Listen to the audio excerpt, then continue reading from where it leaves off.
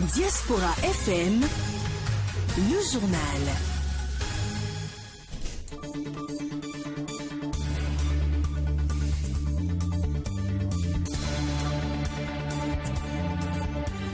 Jeudi 28 janvier 2021, mesdames, messieurs, bonsoir. Merci d'être au rendez-vous de cette édition. Les titres. Nous réunissons au Conseil des ministres ce mercredi 27 janvier 2021. Le gouvernement béninois a pris plusieurs décisions. Nous en parlerons dans cette édition. La Cour constitutionnelle du Bénin a rejeté deux recours introduits par deux acteurs de la société civile contre les modalités d'application du principe du parrainage adopté par la Commission électorale autonome nationale Sénat. Mais puis au moins 53 personnes sont mortes brûlées et une trentaine d'autres sont blessées après l'incendie qui a suivi la collision d'un bus de voyageurs et d'une camionnette transportant du fouel dans l'ouest du Cameroun selon le gouverneur de la région. Voilà pour le sommaire de cette édition. Mesdames, Messieurs, merci de rester avec nous pour la suite. C'est tout de suite.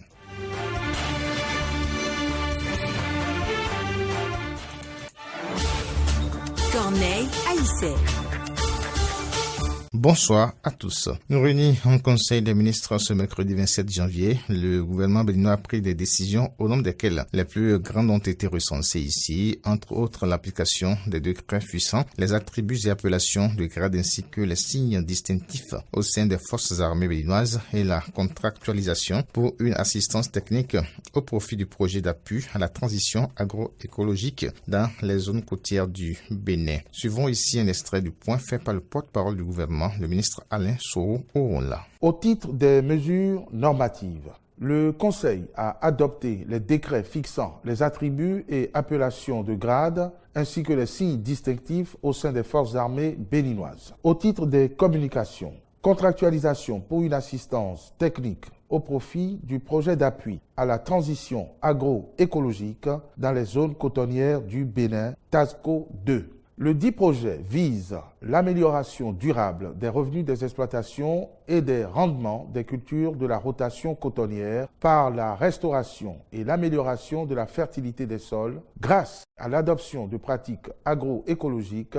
et à une mécanisation adaptée aux pratiques. Il va ainsi assurer une généralisation du référentiel technique élaboré et implémenté au cours de la phase pilote qui a eu lieu de 2017 à 2019. La zone d'intervention du projet couvre 22 communes regroupant 180 000 producteurs qui réalisent 90% de la production nationale de coton, de même qu'une part importante de cultures vivrières. C'est à cet effet qu'il est prévu le recrutement d'une assistance technique internationale dans le cadre de la convention signée entre le Bénin et le bailleur, l'Agence française de développement. Les sages de la Cour constitutionnelle rejettent de nouveaux recours contre le parrainage au Bénin, saisis par deux recours différents introduits par Almeg Gandaro et Marie-Lise Lélé-Aronzo, deux acteurs de la société civile. La plus haute juridiction constitutionnelle a déclaré que la commission électorale n'avait pas violé le code électoral en définissant la mise en œuvre du parrainage. La Commission électorale nationale autonome Sénat s'est entretenue dans la matinée de ce mercredi 27 janvier 2021 avec les institutions de la République et les ministères impliqués dans l'organisation de la présidentielle du 11 avril 2021. Ces échanges entrent dans le cadre des préparatifs du scrutin dont le premier tour est prévu pour se tenir le 11 avril prochain. Samson Oké pour le compte rendu.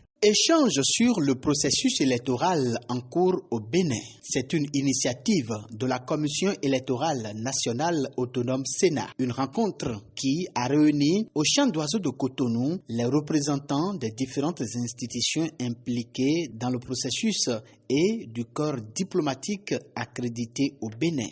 L'organisation d'une élection relève certes de la structure en charge de l'organisation des élections dans notre pays, à savoir la Sénat, mais la Sénat à elle seule ne peut pas porter toute la responsabilité de l'organisation d'une élection.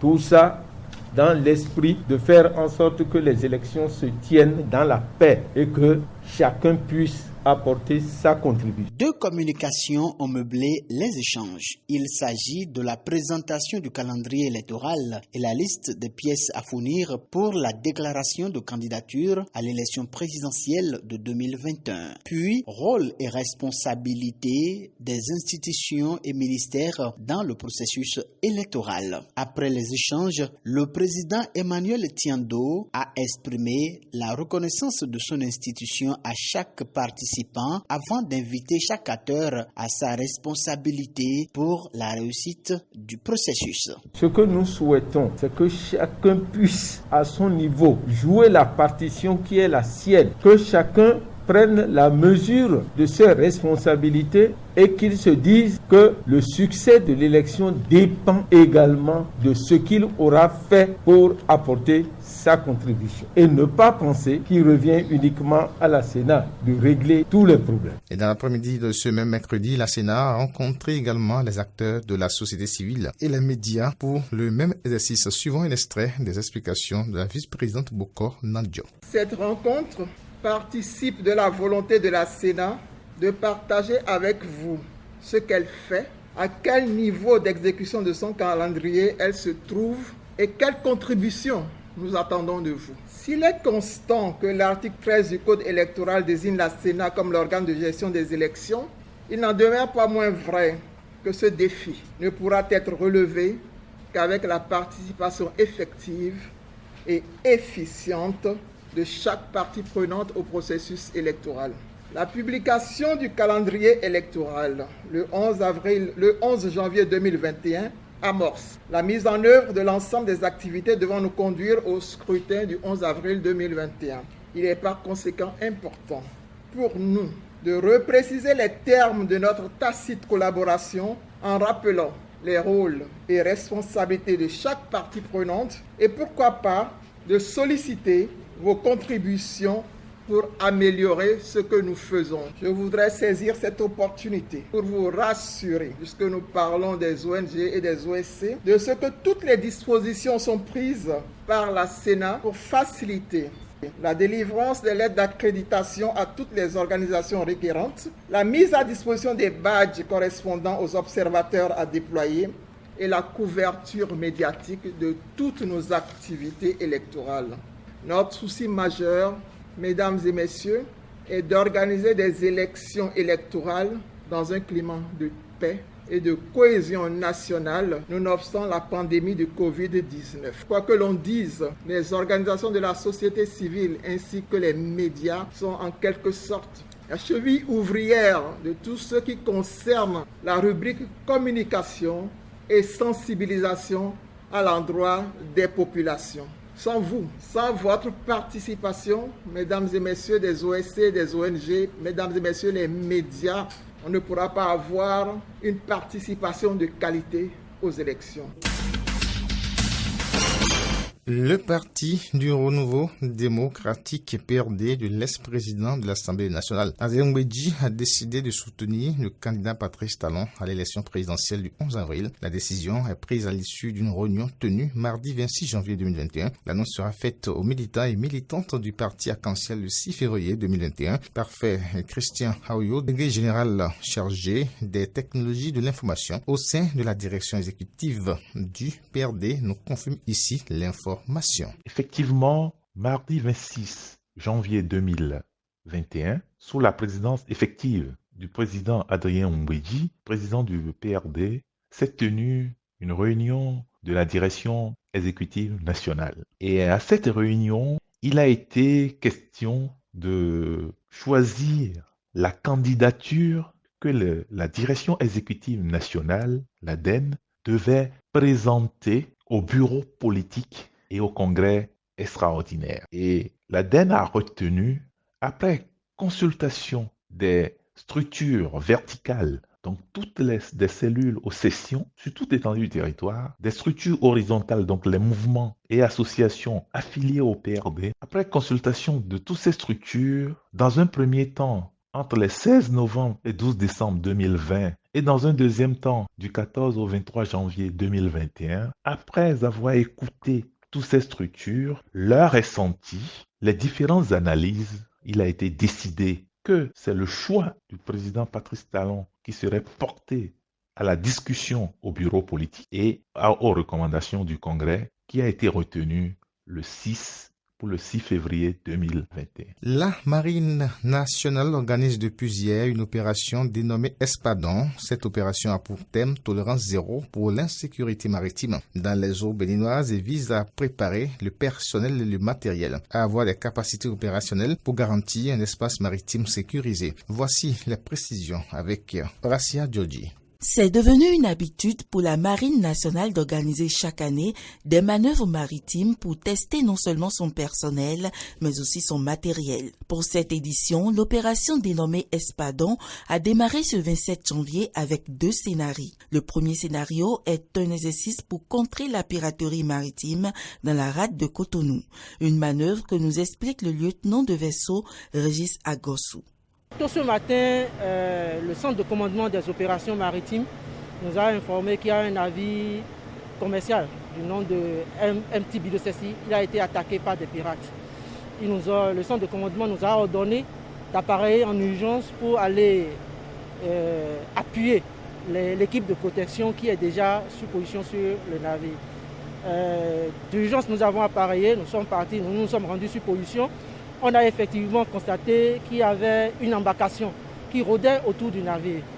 Là, l'embarcation a essayé de fuir, nous l'avons interceptée et nous l'avons maîtrisée. Et les pirates sont venus à la plage arrière, on les a tous vus, on a envoyé une équipe de protection sur l'embarcation des pirates pour les maîtriser, les dérouter et à l'issue, on a fait l'escorte du navire à la base navale de Cotonou. Un objectif atteint à la fin de l'exercice. La manœuvre de ce matin, c'était pour voir la réactivité du patrouilleur P110 Ouémé, de l'équipe de protection et de l'ensemble du système. Et pour ce matin, je pense que notre objectif est atteint. On a pu voir comment réalisent les fusiliers, l'équipe de protection et le système de communication avec le centre de commandement des opérations. Tout ce dispositif a été testé ce matin. La seconde manœuvre organisée dans l'après-midi de ce mercredi a porté sur la sécurité, l'incendie et les voies d'eau à bord d'un patrouilleur stationné à quai. Des opérations dont le but est de permettre aux forces navales d'acquérir le réflexe et le goût de l'action pour faire face à d'éventuels trafics illicites en mer. Avant de retrouver l'interactualité, la direction générale du Canal+ Bénin a présenté les différents projets réalisés au Bénin. C'est lors d'une conférence de presse animée ce mercredi 27 janvier à Canal Olympia de Cotonou, implanté en Afrique depuis 30 ans. Canal+ prend extrêmement cœur sa responsabilité sociale. C'est pourquoi elle dispose énormément de projets sociaux, de projets environnementaux, de projets de formation, de projets d'éducation et économique. Reportage. Les nouvelles africaines et internationales. Le président de la République démocratique du Congo, Félix Tshisekedi, a enregistré une nouvelle victoire politique mercredi dans son offensive contre son prédécesseur, Joseph Kabila, avec l'adoption par l'Assemblée nationale d'une motion de censure contre le Premier ministre proche de Kabila. Le chef de l'État consolide la nouvelle majorité parlementaire d'union sacrée de la nation qu'il souhaite mettre en place pour soutenir sa politique de réforme. Au moins 53 personnes décédées et une trentaine d'autres blessées après l'incendie qui a suivi la collision d'un bus de voyageurs et d'une camionnette transportant du fouel dans l'ouest du Cameroun. L'information émane du gouverneur de la région. La Centrafrique est plongée dans un nouveau cycle de violence. Des attaques sur plusieurs villes de l'intérieur par des groupes rebelles ont poussé de milliers de civils à trouver refuge au Cameroun voisin. Les forces de défense camerounaises ont renforcé la sécurité à la frontière avec la RCA qui s'étend sur près de 800 km. Dans l'est du pays, plus de 5000 réfugiés centrafricains ont trouvé refuge, une situation qui inquiète les autorités et les populations de cette région frontalière.